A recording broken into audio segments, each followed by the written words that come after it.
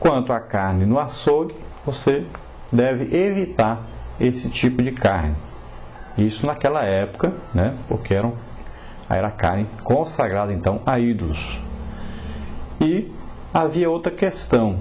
E se o crente fosse a uma festa e nessa festa então fosse oferecido esse tipo de carne aí ofertada aos ídolos? Se as comidas ali eram ofertadas aos ídolos e o crente tinha que ir ou até trabalhasse numa festa dessa, né?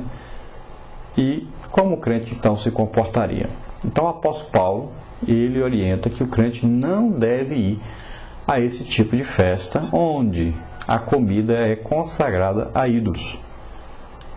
Porque ele explica, o crente não deve participar ao mesmo tempo da mesa do Senhor na ceia e ao mesmo tempo participar de uma mesa consagrada a ídolos, né? Que Paulo diz que esses ídolos são demônios. Então, o crente não deve participar dessas festas. Nós vamos ver agora que o apóstolo Paulo, ele relembra então aos coríntios da idolatria dos antepassados israelitas. E ele fala aí nos deuses cananeus, né?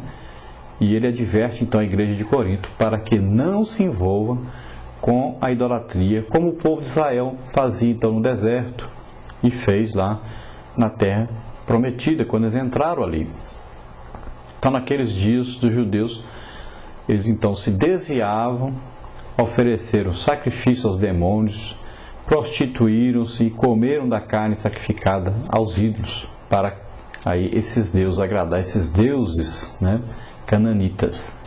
Então Paulo usa aí o erro dos israelitas no passado. Paulo exorta a igreja então a não cair no mesmo erro. Paulo explica que os sacrifícios oferecidos aos ídolos são na verdade então sacrifícios oferecidos a demônios. Tradução aí de diabos, né? Na tradução Ferreira Almeida está escrito aí que esses ídolos são diabos. É uma tradução feita com significado, mas no original não quer dizer diabos, porque não existe diabos. Seria o mesmo que dizer que existe satanases, né? Mas nós sabemos que só existe um Satanás, só existe um diabo, né? O inimigo de Deus, o enganador. E aí então a tradução correta é demônios. Então essas imagens na verdade são demônios, porque todos, até os israelitas, sempre souberam que por trás de uma imagem existe um espírito religioso. E esse espírito, então, é um demônio. Deus nunca estaria numa imagem, porque Deus é quem fez todas as coisas, criou todas as coisas. É Senhor de todos nós e de tudo. Ele não estaria numa imagem. Deus mora hoje em nós, os cristãos, mas não numa imagem. A imagem tem olho, mas não vê, tem ouvido, mas não ouve, tem mãos, mas não abençoa, né? Tem pés, mas não anda. Então, Deus não é assim. Deus é vivo e é poderoso. Vamos ver agora a parte onde o apóstolo Paulo fala sobre as procissões. Então, assim como participar da mesa do Senhor é um testemunho da nossa filiação, identificação e comunhão com Deus, tomar parte então de atividades, reuniões, procissões vinculadas a ídolos ou ao ocultismo, espiritismo, né, é identificar-se então com o próprio diabo. Então o apóstolo Paulo diz que essas festas, essas reuniões dedicadas a ídolos, a imagens, né, essas festas são dedicadas a demônios e o cristão não deve participar de maneira alguma. Inclusive nós colocamos aí um versículo bíblico falando sobre as procissões, que você pode ver o que acontece muito no Brasil, né? E aí diz, olha, Isaías 45:20: congregai-vos e vinde, chegai-vos juntos, os que escapastes das nações. Nada sabem os que conduzem procissão às suas imagens de escultura e feitas aí de madeira, e algumas tradições vão ver ferro ou gesso, qualquer tipo de material, é uma imagem feita, né? e rogam a um Deus que não pode salvar. Então veja bem o que o apóstolo Paulo está dizendo. Nada sabem, não sabem nada de Deus, não conhecem Deus, não têm nenhum conhecimento realmente de quem é Deus.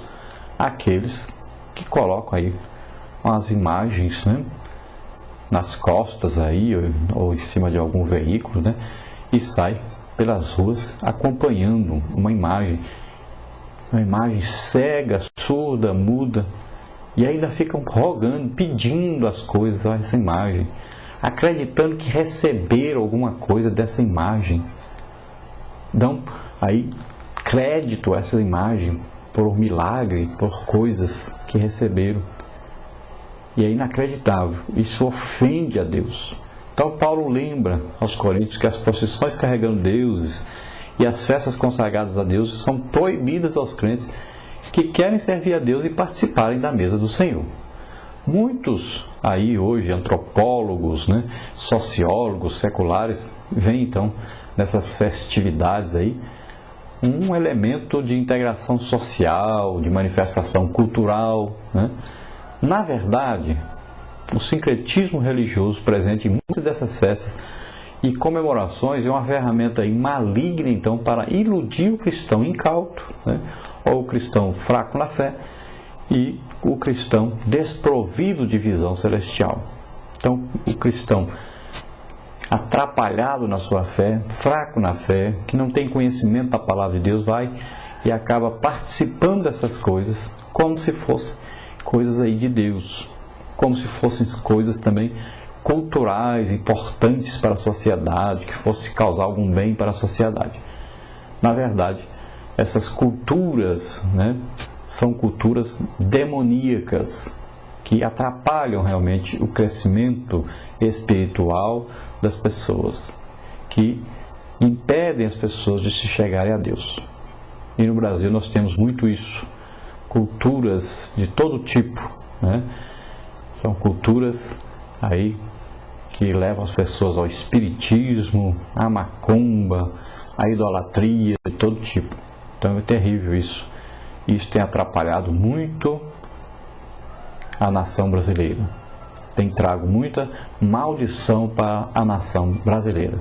Essas imagens de escultura e essas participações de festejos e mais festejos, de procissões e mais procissões e de reuniões idolátricas.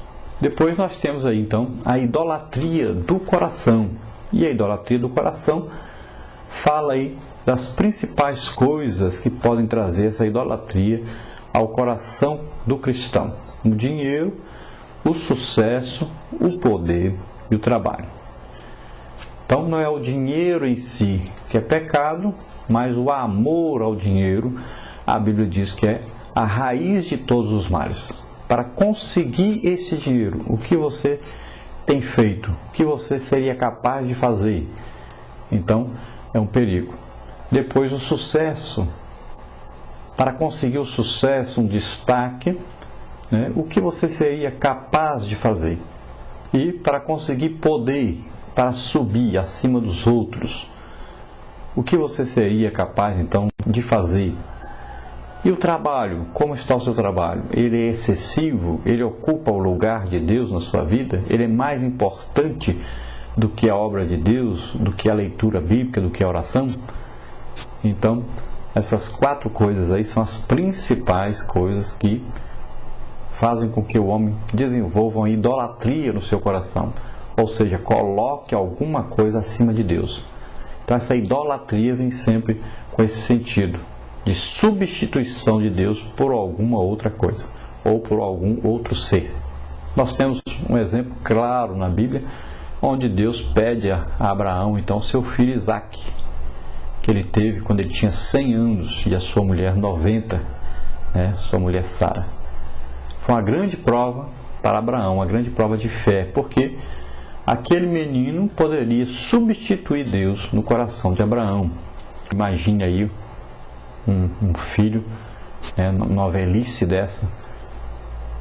Que carinho, que cuidado esse pai tinha, que amor esse pai tinha por esse menino. E Deus então pediu essa prova para Abraão de que ele realmente o amava, né? Então aquilo ali tem todo um significado para nós. Porque Abraão deu o que ele tinha de mais importante, o que ele mais amava, ele entregou totalmente na mão de Deus.